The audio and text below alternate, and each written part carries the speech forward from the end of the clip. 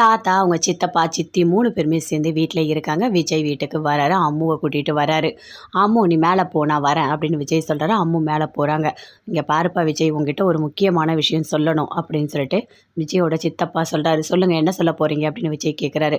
"இங்க பாரு, அந்த ராகவ் வெளிய வந்துட்டான். அவன நான் ரோட்ல பார்த்தேன். அவன் என்கிட்ட ரொம்ப திமிரா பேசிட்டு போறான். என்ன விஜய், காவேரி எல்லாம் உயிரோட இருக்காங்களா? நல்லா இருக்கீங்களா? யாரையும் நான் உயிரோட விட மாட்டேன்.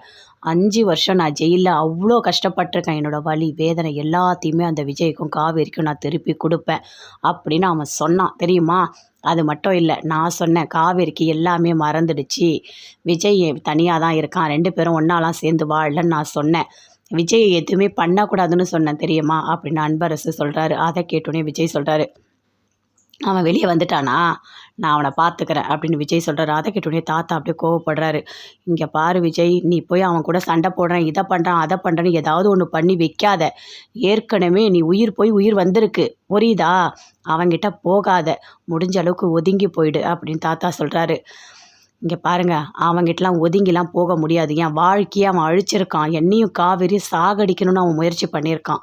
அவன் என்னை ஏதாவது ஒண்ணு பண்ணா கண்டிப்பா நான் திருப்பி பண்ணுவேன்" அப்படின்னு விஜய் சொல்றாரு. "என்னப்பா, நீ ஜாக்கிரதையா இரு. அவன் வெளிய வந்துட்டான் அப்படின்னு நான் சொன்னா, நீ ஏதேதோ பேசிட்டு இருக்க" அப்படின்னு அவங்க சித்தப்பா சொல்றாரு. "இல்ல சித்தப்பா, இனிமே நான் பயப்பட மாட்டேன். நான் பார்த்துக்கிறேன் எதுவா இருந்தாலும். நீங்க என்கிட்ட சொல்லிட்டீங்கல்ல, நான் பார்த்துக்கிறேன்" அப்படின்னு விஜய் போறாரு. தாத்தா ரொம்ப வருத்தப்படுறாரு. ஐயோ! அந்த ராகவ் கொலை பண்றதுக்கு கூட அஞ்ச மாட்டானே, ஏதாவது பண்ணிட போறான்.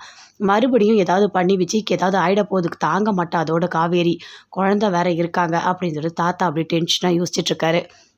விஜய் போறாரு. "அந்த ராகவ் வெளிய வந்துட்டானா? அவன் கையில கிடைக்கட்டும். என்ன பண்றேன்னு பாரு. என்னையும் என் காவேரியும் பிரிச்சு இன்னைக்கு காவேரிக்கு என் ஞாபகமே இல்லாம போச்சு. அந்த அளவுக்கு அவன் பண்ணான் இல்ல" அப்படின்னு யோசிக்கிறாரு. சரி, நம்ம நிவின் கிட்ட ஃபோன் பண்ணி பேசலாம் அப்படின்னு நிவினுக்கு ஃபோன் பண்ணி நடந்ததெல்லாம் சொல்றாரு. "அந்த ராகவ் வெளிய வந்துட்டான்" அப்படின்னு சொல்லிட்டு. "அவன் வெளிய வந்துட்டானா?" அப்படின்னு நிவின் கேட்குறாரு. "ஆமா." "சரி, நீங்க பயப்படாதீங்க. எதுவா இருந்தாலும் பார்த்துக்கலாம். ஆனா இந்த வாட்டி அவன விடவே கூடாது. அவனுக்கு எவ்வளோ தைரியம் இருந்தா இந்த அளவுக்கு அவன் கொடுமையா நடந்திருப்பான்" அப்படின்னு நிவின் சொல்றாரு.